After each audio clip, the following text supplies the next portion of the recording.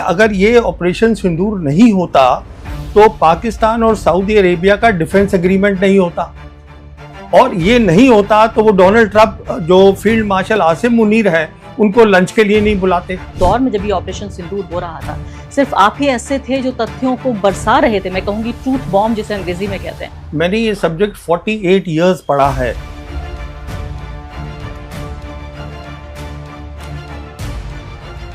After the 1971 war that Mrs. Gandhi fought and we created Bangladesh, सोच ये थी दुनिया के अंदर कि हिंदुस्तान की फौज जो है वो पाकिस्तान की फौज से बहुत बेहतर है, कन्वेंशनल कैपेबिलिटी में वी आर सुपीरियर। ऑपरेशन सिंदूर ने वो तोड़ दिया।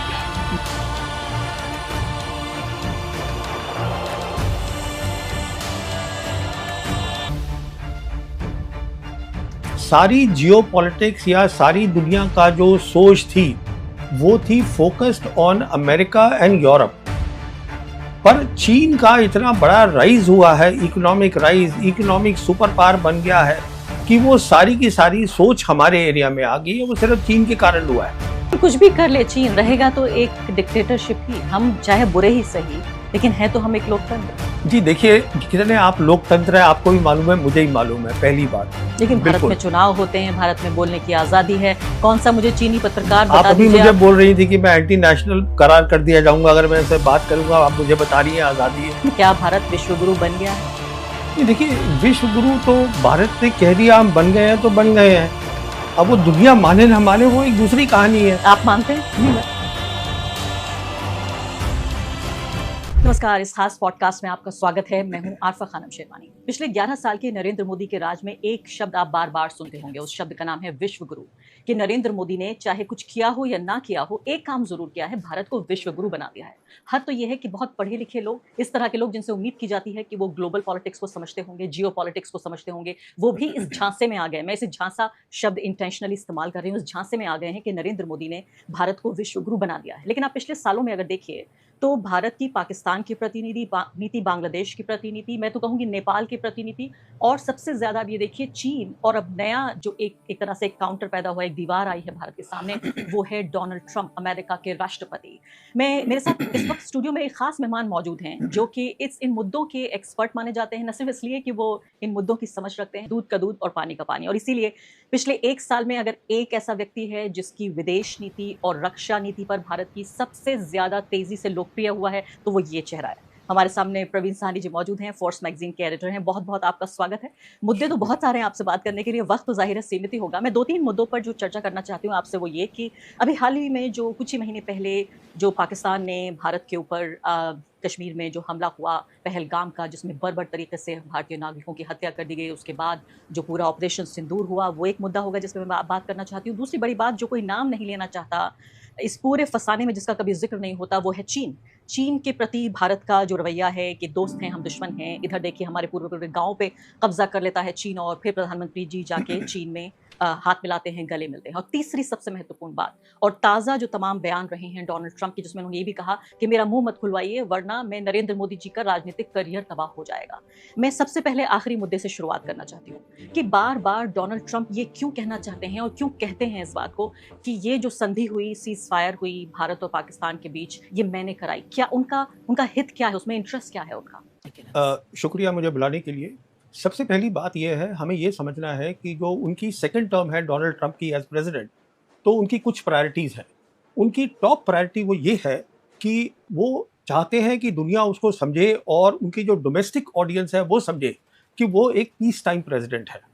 वो अपने आप को वॉर टाइम प्रेसिडेंट नहीं बताते, वो पीस टाइम प्रेसिडेंट बताते हैं। ये उनकी टॉप प्रायोरिटी है। तो अगर ये इनकी टॉप प्रायोरिटी है तो वो ये दिखाना चाहते हैं कि मैंने बहुत सारी लड़ाइयाँ रुकवा दी हैं। अब जहाँ तक हिंदुस्तान पाकिस्तान का ताल्लुक है, सबसे बड़ी बात यहाँ क्या है, बाकी जो लड़ाइयों की वो बात करते हैं वो एक तरफ है और ये एक तरफ है, क्योंकि यहाँ दोनों जो हिंदुस्तान पाकिस्तान है उनके पास न्यूक्लियर वेपन्स है, तो वो बात एक अलग उसमें आ जाती है सारी की सारी।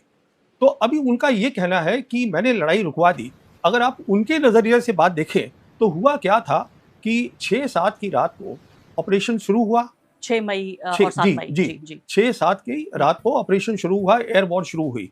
उसके बाद एक प्रेस रिलीज आई जो कि इंडियन एम्बेसी है, हमारी एम्बेसी वॉशिंगटन में, उन्होंने प्रेस रिलीज ये भेजी कि 8 मई को सुबह ही जो हमारे नेशनल सिक्योरिटी एडवाइजर हैं डोवल साहब, he got in touch with Marco Rubio America में, उनको बताने के लिए कि देखिए साहब यहाँ हो रहा है। अब जब आप किसी को कुछ बात बताएंगे तो आप चाहते हैं ऑब्वियसली कि वो दूसरी साइड से भी बात करे और रुकवाए। क्यों मैं बोल रहा हूँ ये? वो इसलिए बोल रहा हूँ क्योंकि हमारे जो रक्षा मंत्री हैं राजनाथ सिंह, उन्होंने ऑलरेडी पार्लियामेंट में बता दिया है कि हमने जब शुरू किया, हमने अपना ऑपरेशन किया और आधे घंटे के अंदर अंदर हमने पाकिस्तान से कहा कि हम सीज फायर करना चाहते हैं, तो हम तो लड़ना ही नहीं चाहते थे। तो 8 तारीख की सुबह को ये प्रेस रिलीज आ गई। इसका मतलब है मार्को रूबियो जो है वो दोनों तरफ से बातचीत उन्होंने शुरू कर दी, हिंदुस्तान पाकिस्तान से। उसके बाद आप नोट करिएगा 10 मई को सबसे पहले सोशल मीडिया पे डोनाल्ड ट्रंप ने कहा कि ये दोनों जो मुल्क है वो परमानेंट सीज फायर के लिए राजी हो गए हैं और होगी। उसके इमीडिएटली बाद मार्को रूबियो का आया कि वो दोनों राजी हो गए हैं और ये भी राजी हो गए हैं कि किसी अलग तीसरी जगह पे ये आगे की बातचीत करेंगे। उसके बाद पता चला कि पाकिस्तान ने कहा कि सीज फायर होगा और एंड में इंडिया ने बोला। हमारा ये कहना है कि उन्होंने, जो उनका डीजीएमओ है, he got in touch with us और उसके बाद हमने किया है। पर सवाल ये है कि आप तो पहले से आधे घंटे में ही तैयार हो गए थे सीज फायर के लिए। तो फिर अब क्या बात हो रही है? तो मुझे बताइए प्रवीण जी, कौन जीता भारत और पाकिस्तान के बीच? ये जो छोटी मोटी जंग हुई या झड़प हुई या कोई भी आप नाम ले दीजिए इसको टेक्निकल, इसमें जीता कौन? देखिए वो तो दुनिया ने फैसला किया है। पाकिस्तान की मिलिट्री प्रोफाइल बढ़ गई है, पाकिस्तान की जियोपॉलिटिकल प्रोफाइल बढ़ गई है। उसी के अगर ये ऑपरेशन सिंदूर नहीं होता तो पाकिस्तान और सऊदी अरेबिया का डिफेंस एग्रीमेंट नहीं होता, और ये नहीं होता तो वो डोनाल्ड ट्रंप जो फील्ड मार्शल आसिम मुनीर है उनको लंच के लिए नहीं बुलाते। वो इसलिए बुलाया क्योंकि उन्होंने कहा कि ये जो है ये हमें समझाएं कि मिडिल ईस्ट में क्या होता है, ईरान क्या कर रहा है। कहने का मतलब ये है कि दुनिया ने ये तय किया है कि पाकिस्तान ने इसमें अच्छा काम किया है। तो क्या ये प्रोपेगेंडा जीता इनका या इन्होंने जंग जीती? क्या जीता, प्रोपेगेंडा या जंग? देखिए जंग तो हुई ही नहीं है, जो 4 दिन का काम हुआ है, जंग 4 दिन में खत्म नहीं हो जाएगी हिंदुस्तान। हाँ जी, देखिए सबसे इंपॉर्टेंट बात क्या होती है, वो एयर वॉर होती है। और वो इसलिए होती है कि हिंदुस्तान पाकिस्तान की जो है, हम दोनों नेबर्स हैं, यहाँ एयर का रोल बहुत बड़ा होगा। और जो एयरफोर्स होती है उसका जो मेन काम होता है वो होता है एयर सुपीरियॉरिटी। उसको हम बोलते हैं कि एयर टू एयर एंगेजमेंट। तो वो पहली ही 6-7 की रात को हमने देखा कि air to air engagement Pakistan air force ने करी और अगले दिन उन्होंने इंटरनेशनल प्रेस को बुला के ब्रीफिंग भी दी। हम तो अभी तक उसकी बात ही नहीं करना चाहते हैं। हमारे प्रधानमंत्री ने एक बार भी इस पर कोई प्रेस कॉन्फ्रेंस नहीं की, इस पर कोई बातचीत नहीं की। नहीं, हमारे किसी भी अफसर ने इसके बारे में बातचीत नहीं करना चाहते हम खुल के। वो कुछ टिप्पणियां आती रहती हैं, जैसे सीडीएस ने सिंगापुर में बोल दिया हाँ हमारे कुछ रफाल गिरे थे। फिर वो एक और है हमारे नेवल एडवाइजर इंडोनेशिया में, उन्होंने बोल दिया कुछ जहाज गिरे थे। पर एयरफोर्स चीफ ने जब बात करी, हमारे एयरफोर्स चीफ ने, उन्होंने कुछ भी नहीं बोला इसके बारे में। फिर वो बहुत सारी किताबें आ गई हैं मार्केट में कि ऑपरेशन सिंदूर में हमने ये किया, एयर वॉर की बात ही नहीं करते। देखिए जहाँ तक दुनिया का ताल्लुक है और दुनिया में जो मिलिट्री लीडर्स हैं वो एयर वॉर को अहमियत देते हैं। और दुनिया ये समझ रही है कि ये जंग पाकिस्तान जीत गया है। मतलब अगर तथ्यों को भी थोड़ा किनारे रखें तो कम से कम दुनिया को ये कन्विंस करने में पाकिस्तान कामयाब हुआ है। देखिए पाकिस्तान ने 16 सितंबर को उनके जनरल खालिद हैं जो एक बहुत बड़े अफसर हैं, उनके होते थे, अब रिटायर हो गए हैं, अभी हैं वो एडवाइज़र नेशनल कमांड अथॉरिटी के जो न्यूक्लियर वेपन्स में डील करती है। जनरल खालिद ने एक प्रेस कॉन्फ्रेंस करी इस्लामाबाद में 16 सितंबर को और उसमें उन्होंने कहा कि 4 रफ़ाल हमने गिराए हैं 6-7 की रात को और रफ़ाल के नंबर भी दे दिए। उन्होंने अपनी तरफ से एविडेंस दे दिया पर हमने उसके ऊपर कोई बात नहीं करी। फिर उनके जो प्रधानमंत्री हैं वो उन्होंने यूएन में बोला कि हमने 7 हवाई जहाज गिरा दिए हैं और साथ ही डोनाल्ड ट्रंप भी बोल रहे हैं, पर हम उसकी बात नहीं कर रहे हैं। तो सवाल ये है हमें अपनी पोजीशन क्लियर करनी चाहिए, पर हम वो कह नहीं रहे। लेकिन क्या आपको ये लगता है कि भारत में जो विदेश मामलों के जानकार हैं वो इस बात को दरअसल समझते हैं, लेकिन तथाकथित तथ्यों को पीछे रखे तथाकथित राष्ट्रवाद या देशभक्ति के नाम पे सच नहीं बोलते? क्या आपके जैसे लोगों को फिर एंटी नेशनल नहीं कहा जाएगा? क्योंकि उस दौर में जब ये ऑपरेशन सिंदूर हो रहा था सिर्फ आप ही ऐसे थे जो तथ्यों को बरसा रहे थे। मैं कहूंगी ट्रूथ बॉम्ब जिसे अंग्रेजी में कहते हैं, वो बरसा रहे थे। एक तरफ यहाँ बमबारी हो रही थी भारत और पाकिस्तान के बीच और एक तरफ आप जो है ट्रूथ बॉम्ब गिरा रहे थे, सच्चाई के बम गिरा रहे थे। क्या आपको लोग एंटी नेशनल नहीं कहते? देखिए अब मुझे क्या कहते हैं वो दूसरी बात है। मैं तो जर्नलिज्म कर रहा था और एज अ जर्नलिस्ट ये मेरा बनता है, फर्ज बनता है, क्योंकि मुझे ये सब्जेक्ट आता है। मैंने ये सब्जेक्ट 48 इयर्स पढ़ा है, आर्मी के अंदर भी और आर्मी के बाहर भी। मैं समझता हूँ इस सब्जेक्ट को। तो मुझे खुद अंदर से परेशानी हो रही थी कि मेरा देश है and I want my armed forces to be strong, I want my government to be upright. मुझे अंदर से परेशानी हो रही थी कि अगर कुछ बात हुई है आप अपना विजन तो दे दीजिए। और ये बहुत बड़ी बात हो गई थी, जैसे मैं आपको बता रहा था। देखिए, हमारे यहाँ भी बोला गया है, ये मैं आपको एक छोटा-सा फ़र्क आपके व्यूअर्स को बताना चाहूँगा। हमने भी उनकी तबाही करी है, जैसे हम बता रहे हैं 9-10 मई की रात को, उसकी हमने विजुअल्स भी दिखाए हैं। एयर वॉर एक अलग चीज़ होती है। उसका क्यों अलग होती है? क्योंकि उसमें बहुत सालों की मेहनत होती है। जो हमने काम किया है, जो बाकी जो उन्होंने काम किया, वो तो ये है ना कि आप S-400 ले आए, 3 महीने आपने ट्रेनिंग करी और हो गया काम। जब एयर वॉर थी और जो उन्होंने कॉन्सेप्ट बताया दुनिया को, मल्टी डोमेन ऑपरेशन, उसका मतलब है उसमें उनकी सालों की मेहनत है। वो अहमियत है उस बात की। और अहमियत इस बात की है कि एयर टू एयर वॉर ये प्राइमरी रोल है, प्राइमरी मिशन है किसी भी एयरफोर्स का, ये झुठलाया नहीं जा सकता। तो मैं तो अपनी नॉलेज से, प्रीवियस नॉलेज और एज अ जर्नलिस्ट बात कर रहा हूँ। एक फौजी के तौर पे भी और एक पत्रकार हाँ, के तौर पे भी। एग्जैक्टली। लेकिन मुझे ये बताइए कि आप ये कह रहे हैं कि जब आप ये सच बोलते हैं, चाहे ये सच कड़वा ही क्यों ना हो, चाहे सरकार ये सच ना सुनना चाहती हो सकता है जनता के खेमे को भी पसंद ना आए, लेकिन आप इसलिए बोलते हैं क्योंकि आपको इस देश से प्यार है और आप ये चाहते हैं कि हमारी जो तीनों फौजें हैं वो मजबूत हों। नहीं, ये तो कहने की मुझे ज़रूरत भी नहीं है। ये मेरा मुल्क है, इस मुल्क में मैंने आर्म्ड फोर्सेस में नौकरी करी है, तो इसमें मुझे कोई कहने की तो बात है नहीं कि मेरा देश और मुझे प्यार है उससे। Obviously I love my country. या तो अब मुझे बताइए कि क्या इससे ये भी एक चीज़ एक्सपोज हो गई है कि खासकर हमारी एयरफोर्स, उसमें कमियां हैं, उसको दुरुस्त किया जाना चाहिए। हमें सबसे पहली बात तो इस बात को कबूल करना चाहिए कि हमें झटका मिला है और उसके बाद फिर हम उस कमियों को दुरुस्त करें। ऐसी कोई 3 चीज़ें आप बताइए जो भारत की सरकार सुनना नहीं चाहती, जो हमें एयरफोर्स में करना चाहिए। देखिए, एयरफोर्स को मालूम है, एयरफोर्स से कुछ आला अफसर, रिटायर्ड अफसर मेरे से बात भी कर चुके हैं। देखिए, जब बालाकोट हुआ था 2019 में, तो एक बड़ी कमज़ोरी जो देखी गई थी इंडियन एयरफोर्स की, उसको हम बोलते हैं इलेक्ट्रॉनिक वॉरफेयर, जिसमें जैमिंग कर देते हैं कम्युनिकेशंस की दूसरे एनिमी के। तो वो एक कमी थी, उन्होंने बेहतर इसका प्रदर्शन किया था। तो वो कमी आज भी दिखी है।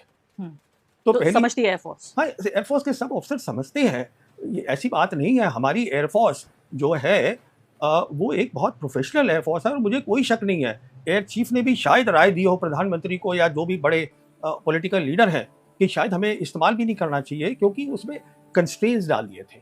देखिए, एयर जब वॉर होती है, आपको कुछ भी बोलते रहे कि हमने फ्री हैंड दिया, पर जैसा लगता है वो इतना फ्री था नहीं। उतना फ्री, बल्कि ये तो हाँ, कहा भी गया है, तो बाकायदा अफसर ने बोला कि हमें फ्री हैंड हाँ, नहीं दिया वो गया। जैसे वो हमारे जी। नेवल एडवाइजर हैं, तो इंडोनेशिया में बताया उन्होंने गया कहा कि वो कि ही हाँ। Has been misquoted. हम्म, तो कहने का मतलब ये है, electronic warfare is one thing.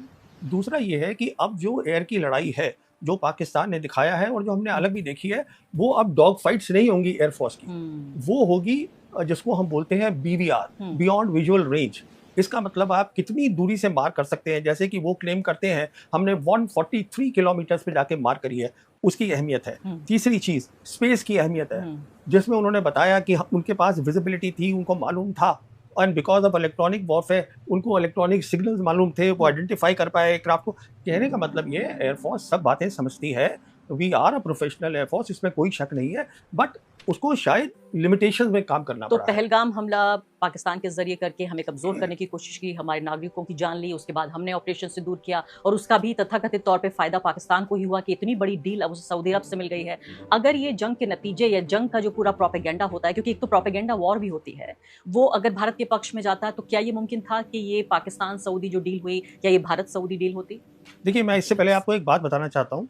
जब ये बातचीत हो रही थी और पहलगाम हो गया था कि इंडिया करेगा कुछ कि नहीं करेगा, मैंने एक वीडियो किया था, सोलो वीडियो था मेरा, जिसमें मैंने कारण दिए थे कि इंडिया एयर वॉर नहीं करेगा, जो अब ट्रोल मेरे पीछे पड़े रहते हैं। मैंने उसको समझाया था ये क्यों नहीं करेगा, पर हमने की। कहने हमने क्यों की? क्योंकि वो अभी रिसेंटली जो हमारे आर्मी के चीफ हैं, उन्होंने एक जगह बयान दिया है कि जो ऑपरेशन का नाम भी था वो प्राइम मिनिस्टर ने दिया था। तो जैसे कि हमने देखा बालाकोट में भी प्राइम मिनिस्टर ने खुद बोला है कि वो क्लाउड से तो हमें फायदा हो गया। तो जब पॉलिटिकल लीडरशिप ऑपरेशनल मैटर में इन्वॉल्व हो जाती है, तो एक अलग मसला हो जाता और है। इमोशन जिस तरह से घुसाए जाते हैं, नाम जिस तरह से रखा गया, बाकायदा सिंदूर का वो लगाकर, वो भी अपने आप में एक तरह से एक महिलाओं को इस्तेमाल करने की भी नहीं, कोशिश वो की गई। देखिए, वो आपको ज़्यादा समझ होगी उन बातों की। मैं तो ये बताना चाहूँगा सिर्फ कि अब ये क्लियर हो गया है कि प्रधानमंत्री ने नाम दिया था सिंदूर, क्योंकि कोई एयरफोर्स या आर्मी वाला ऐसा नाम नहीं देता। नहीं देता। क्या नहीं, सवाल ही नहीं उठता है। तो कहने का मतलब ये है, बहुत सीधा सा, 100% फ़ायदा हुआ है पाकिस्तान को। पाकिस्तान जो है, और मैंने ये कहा भी था कि ये फ़ायदा होगा, इसमें भी मैंने वीडियो किया है, और वो वैसे ही बिल्कुल हुआ है। आप समझ रही हैं आप बात को कि ये कोई, देखिए, जिसको भी थोड़ी सी भी समझ है इन बातों की, उसको क्लियर था कि ये ऐसे ही होने वाला है।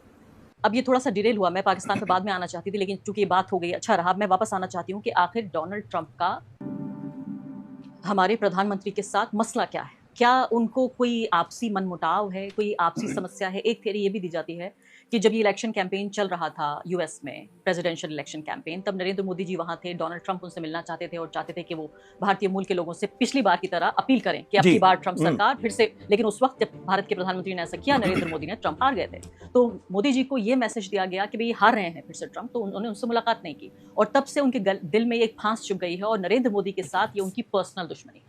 देखिए, वो उसके बारे में मैं कुछ टिप्पणी कर नहीं सकता, पर मैं आपको एक बहुत इंपॉर्टेंट बात बताना चाहता हूँ आपके व्यूअर्स को। वो बात ये है, जहाँ तक डोनाल्ड ट्रंप का सवाल है, उन्होंने बहुत क्लियर कर दिया था कि मेरी पहली फॉरेन पॉलिसी प्रायोरिटी इस टर्म में is to be a peace time president, जिसका श्रेय पाकिस्तान तो दे रहा है कि आपने सीज फायर करवाया, हिंदुस्तान ने नहीं दिया। जबकि ये क्लियर है कि डोवल साहब ने बात करी है। पहली बात तो ये हो गई। दूसरी, आप मुझे ये बताइए, 1.4 बिलियन लोगों का मुल्क है, बहुत अच्छी जगह लोकेशन में है, उस समय दुनिया में जब चेंजेस हो रहे हैं बहुत बड़े बड़े। हमने क्या किया? हमने ये किया, 20 जनवरी को इसी साल इनॉग्रेशन हुई डोनाल्ड ट्रंप की, बिना समझे हुए कि उनकी फॉरेन पॉलिसी क्या होगी सेकेंड टर्म में। 13 सितंबर को हमारे प्राइम मिनिस्टर व्हाइट हाउस में थे और हमने वो जॉइंट स्टेटमेंट साइन कर दी, जिस पे हमने ये कह दिया अमेरिका को कि हम आपको, आपका जो अभी हमारे साथ बायलैटरल ट्रेड है विच स्टार्ट एट $139 बिलियन, हम 5 साल में इसको $500 बिलियन कर देंगे और हम आपसे ग्रीन टेक्नोलॉजी लेंगे, बिग टेक्नोलॉजी लेंगे, एनर्जी लेंगे, डिफेंस लेंगे। जब आपने सब कुछ दे ही दिया पहले बिना फॉरेन पॉलिसी समझे हुए, तो उस, जहां तक डोनाल्ड ट्रंप का सवाल है, वो तो आप उनकी जेब में बैठी गए जाके। तो फिर भी क्यों इतना ज्यादा उन्हें समस्या है भारत के प्रधानमंत्री मैं से? वही आपसे वो कह रहा हूं बार ना। बार चुभो के ये बात कहते हैं, यानी करीब करीब 2.5 दर्जन बार, ये अंदाजा है कि करीब 30 से ज्यादा बार वो ये कह चुके हैं कि ये जो समझौता है मैंने कराया, सीज फायर मैंने कराया। इसके बाद बाकायदा आप देखिए उनके बयान किस तरह से भारत को एक फेल्ड कंट्री कह रहे हैं वो। तीसरी बात यह है कि न सिर्फ कि भारत के बारे में कमेंट कर रहे हैं, टैरिफ्स लगा रहे हैं भारत के ऊपर। सबसे ज्यादा पूरी दुनिया में जिन देशों में टैरिफ लगाया गया है उनमें भारत शामिल है और जिनमें कम लगाया गया है उनमें पाकिस्तान शामिल है। तो दोनों तरफ, यानी जहां भारत को ज्यादा चुभता है वो बातें कर रहे हैं, पाकिस्तान की लगातार तारीफ करते हैं, उनके उस सेनाध्यक्ष को बुला के अपने यहाँ लंच कराते हैं जो हमारे यहाँ पहलगाम के लिए जिम्मेदार है, ये जो हम समझते हैं दरअसल कि पहलगाम के लिए जिम्मेदार है। तो हर तरह से मैं कहूंगी जिसे rubbing in the wrong place जिसको बोलते हैं, हमेशा वो करने की कोशिश कर रहे हैं। तो ये पर्सनल दुश्मनी वाली बात, आप ये क्लैश देख रहे हैं दो नेताओं का। See, there are two things here. First of all, he's not a regular politician, Donald Trump, and he has an ego, and he's made it very clear that this is my priority, and you're denying him that priority. He's not happy about that. Then, as far as you are concerned, he actually has nothing to gain from you because whatever there was, you already told him that please take it. तो फिर अब क्या मसला है? तो अभी मसला बहुत साफ है कि प्रोफाइल पाकिस्तान की बढ़ गई है। Pakistan has become useful for the simple reason, जो मिडिल ईस्ट है, मिडिल ईस्ट में एक बहुत बड़ा मसला खड़ा हो गया है। वहाँ की जो लड़ाई है वो कोई ख़त्म होने वाली नहीं है, उसमें पाकिस्तान का रोल रहेगा, पाकिस्तान एडवाइस करेगा डोनाल्ड ट्रंप को। ये बात बहुत पेचीदी, it's a complicated thing, it's not only about minerals that the Pakistanis are giving. ये मिनरल की बात भी है कि, तो आप ये कह रहे हैं इससे ज़्यादा पेचीदा है ये। The key issue is that Pakistan as a Muslim nation जिसके पास न्यूक्लियर वेपन्स हैं, जिसने ये साबित किया है। देखिए, मैं आपको व्यूअर्स को एक बात बताना चाहता हूँ, very interesting, and it is a very important thing which not many people are saying. वो ये है, after the 1971 war that Mrs. Gandhi fought and we created Bangladesh, सोच ये थी दुनिया के अंदर कि हिंदुस्तान की फौज जो है वो पाकिस्तान की फौज से बहुत बेहतर है, कन्वेंशनल कैपेबिलिटी में वी आर सुपीरियर। ऑपरेशन सिंदूर ने वो तोड़ दिया है। जो एक सोच थी वो सोच टूट गई है इसमें, क्योंकि अगर वो जीते भी नहीं है तो ये दुनिया को पता चल गया है कि उन्होंने बराबरी से काम किया है, इसलिए उनकी प्रोफाइल बढ़ गई है। ये बहुत सीधी सी बात है। उसी समय देखिए मिडिल ईस्ट में प्रॉब्लम हुई और अब उसको डोनाल्ड ट्रंप को फिर से पाकिस्तान की जरूरत पड़ गई है। ईरान के साथ पंगा है। अब आप देखिए ना नक्शे में कहाँ बैठा है पाकिस्तान। पाकिस्तान ईरान के साथ जुड़ के बैठा है, पाकिस्तान अफगानिस्तान के साथ जुड़ के बैठा है, उसके आगे सेंट्रल एशियन रिपब्लिक्स है। और सुनिए आगे की बात, जो डोनाल्ड ट्रंप के अभी जो उन्होंने अपॉइंट करा है American ambassador to India Sergio Gor, ये पहली बार हुआ है, पहली बार कि American ambassador to India has been given a additional task. Additional role क्या है? To be a special envoy for South Asia and Central Asian republics. अब इसमें पाकिस्तान और फील्ड मार्शल मुनीर का बहुत बड़ा काम है। कहने का मतलब ये है, अगर सिंदूर हम नहीं करते तो बहुत चीजें ठीक रहती। लेकिन सिंदूर तो हमें करना था, हम कैसे हमला बर्दाश्त कर लेते जी, हम हमला कैसे बर्दाश्त कर लेते? देखिए, उसका भी एक अलग तरीका है, पर वो एक लंबी कहानी है। वो उसका किसी और रोज बात वो करेंगे। किसी और रोज ठीक है। बात अब करेंगे, मैं ये आगे थोड़ा जरूरी बढ़ना नहीं चाहती था हूँ। जी। जी, आप कह रहे हैं कि कोई और तरीका जंग का हो सकता था, नहीं, उसका जंग की जरूरत ही जरूरत ही नहीं नहीं थी। थी। अब देखिए, उसको मैं एक छोटा सा समझा देता हूँ। देखिए, जैसे हम जानते हैं कि चीन जो है वो ईस्ट लद्दाख में हमारी टेरिटरी में बैठा है, हम्म, और वो मई 2020 से बैठा है। हम्म, हम उसको फिजिकली उठा तो नहीं पाए ना। हम्म, क्यों नहीं उठा पाए? हम्म, क्योंकि उसके पास वॉर फाइटिंग कैपेबिलिटी है। हम्म, अगर हिंदुस्तान की फौज ने वॉर के फाइटिंग कैपेबिलिटी बनाई होती, हम्म, 1990 में कश्मीर में प्रॉब्लम शुरू हुई, हम्म, 35 साल में हमने वो नहीं बनाई, इसीलिए वो प्रॉक्सी वॉर भी करते रहे, क्योंकि वो डरते ही नहीं है। और अब सिंदूर ने ये साबित कर दिया है दुनिया को हम्म। कि वो कम नहीं है। सीधी सी बात। अब मैं अगली बात पे आ जाती हूँ, वह है चीन।